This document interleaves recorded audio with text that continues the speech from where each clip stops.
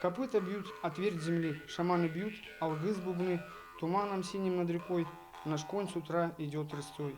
Сияют огненные бока, трещат на вязи повода, суров и добр конь степной. В рывке запомнят образ твой, как зов, застывший в тишине, зовущий всюду и везде. Копыта бьют, а твердь земли, шаманы бьют, алгыз бубны. На поэзию Юрия Ленского вдохновляют его собственные скульптуры, когда нанесен последний штрих, отработаны все выпуклости, впадины и морщинки, законченный шедевр словно наделяется движением и живыми эмоциями. Идеи для творчества Юрий черпает из окружающего мира. Природа, и так, наверное, как у всех творческих людей, люди, природа, красота, животные, человеческие поступки. Ну вот у меня есть работа из пластилина стоит, это вот добротворец Якутска Антон Васильев. Добром занимается уже больше 12 лет. Ну вот люди вот такие вот обстоятельства, как у всех, в принципе. Это лишь малая часть изделий Юрия Ленского. Некоторые изготовлены по формам, в качестве таковых мастер использует фабричные игрушки. Большинство произведений являются авторскими, как «Добрый гном» и «Кот Леопольд», с детства любимый Юрием. Коллекцию автор не собирает, изделия он дарит друзьям и близким. Себе оставляет только самые дорогие шедевры.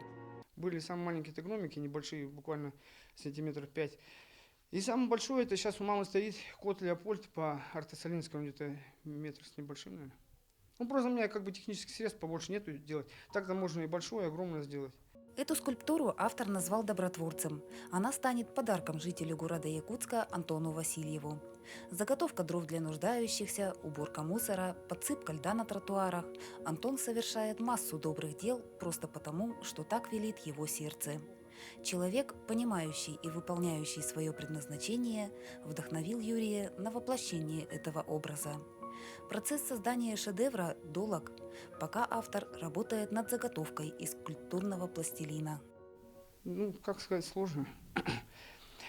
Когда к делу относишься от всего сердца, с любовью, я думаю, легко ты летишь, учишься, все трудности с легкостью преодолеваешь, если действительно у тебя все это от сердца исходит. Я думаю, сложного нету ничего. Лепкой Юрий увлекся еще в детстве и с тех пор в работе над каждой поделкой совершенствует мастерство. Творчество автор неоднократно представлял на выставках. Пару лет назад шедевры Юрия Ленского покорили жителей Якутска. После выставки «Экспо-2019» многие ценители просили Юрия выполнить гипсовый шедевр специально для них. Ну, в основном, да, наверное, праздники какие-то, там день рождения часто у кого-то. Ну, бывает также просто люди интерьер дома украсить, что-то необычное просят, какую-нибудь вазу, какой-то необычный сувенир, панно какое-нибудь настенное. Мы занимаемся еще также барельефами из поклевок, штукатурок на стенах, делаем красивые картины. Ну, так в основном для интерьера, для красоты, конечно. Несколько изделий символизируют космос и мир, в котором довелось жить автору. В бесконечной вселенной реет мировое знамя. В хлебосольной и щедрой России раскинулась неповторимая Якутия. Образы страны и республики автор воплотил в женщинах. Женщина – это наше все, наше вдохновение, наша сила. И как есть такой, коль мы созданы по образу Бога, то в женщин Он вложил все самое у вас прекрасное. Женских образов в творческой мастерской Юрия немало. Одни воплощают супружескую верность, материнство и сохранение домашнего очага. Другие несут таинственность и пророчество судьбы. Женщинам автор также посвятил стихотворение. Вот у меня такие строки родились. Мы красотой новый мир построим, и красотой в него войдем. В объединении силы приумножим, в культурах разных суть одну найдем. Законы вечности познаем, и устремимся к праотцам, как заблудившиеся дети, вернемся в новой жизни храм. Для самого Юрия вдохновительницей, музой и художественной наставницей становится его супруга Анна. По призванию и образованию Анна – художница. Она подсказывает Юрию, каким образом наделить скульптуру живой мимикой в реалистичном соответствии с анатомией лица. Мы занимаемся разными видами творчества. Муж в основном занимается скульптурой. Я занимаюсь живописью, акварельной, масляной. Провожу мастер-классы, мы раскрашиваем копилки. Ну, вот разные охватываем виды искусства. Анна и Юрий знают друг друга с юности. Общих интересов у них всегда находилось немало, что и явилось предпосылкой к образованию творческого союза. Мы по соседству жили, так как-то вот просто судьба свела, и все. Познакомились, поняли, что много общих у нас интересов, и так вот. Анна и Юрий делятся мастерством друг с другом. Юрий передает супруге навыки по работе с пластилином и гипсом. Анна подсказывает Юрию оптимальное сочетание красок для того или иного шедевра. Она же расписывает большинство скульптур и фигур. Благодаря разным оттенкам индивидуальными становятся два совершенно одинаковых изделия, как, например, панно «Настенное молчание». Благодаря мужу вот как-то я тоже заинтересовалась скульптурой.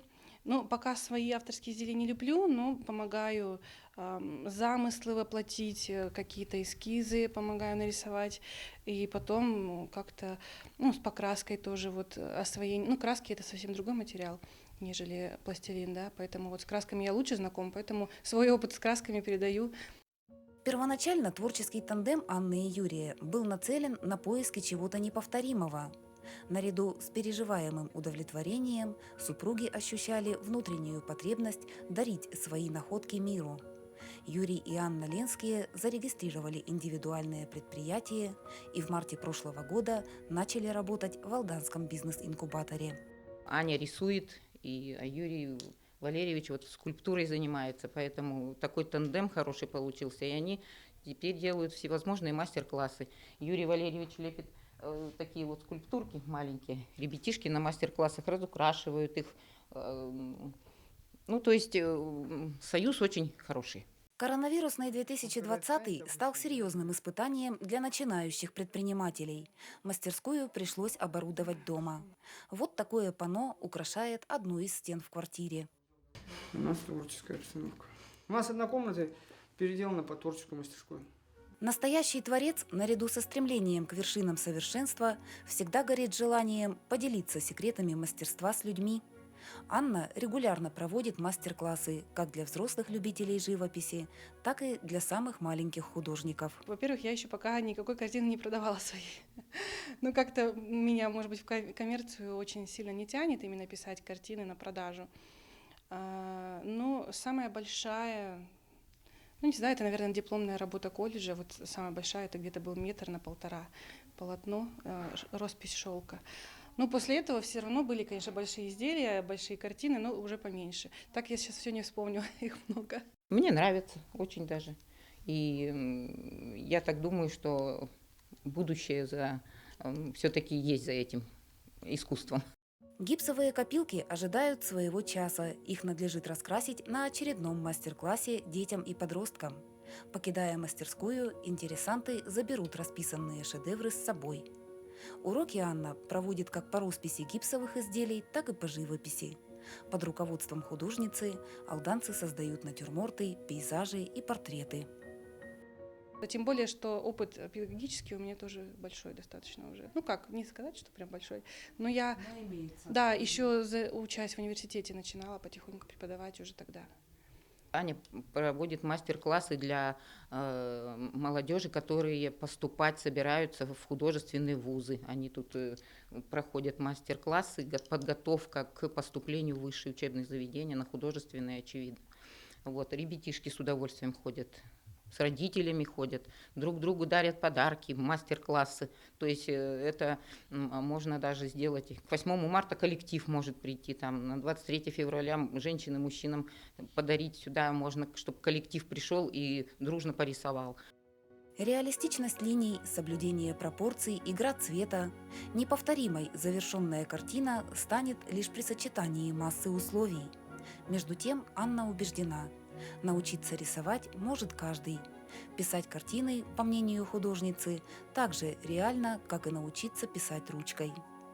Просто произведения, воплощающие индивидуальное видение мира, будут различаться подобно тексту, воспроизведенному на бумаге разным почерком. Нет, совершенно не сложно. Во-первых, потому что дети в основном к нам приходят мотивированные, они уже приходят, чтобы сделать что-то красивое, а они приходят по своему желанию. Поэтому очень с радостью впитывают все знания, которые я им передаю творческие. И, как правило, у нас такое повторение. Дети одни и те же много-много раз приходят, потому что им не хватает чего-то одного, они хотят еще что-то. В творчестве Анна комбинирует разные техники. Ее учениками особенно любим мастихин – лепка картины красками. Весьма популярна пастельная живопись, а также акварель – непростая, капризная, но неимоверно яркая и выразительная. Это интересная работа, это та работа, на которой отдыхаешь, и на которую не жалко, в принципе, и деньги тратить, потому что она во благо. Творческих планов и идей у супругов Ленских много. Часть задумок уже выкристаллизовалась, продуман и ход работы.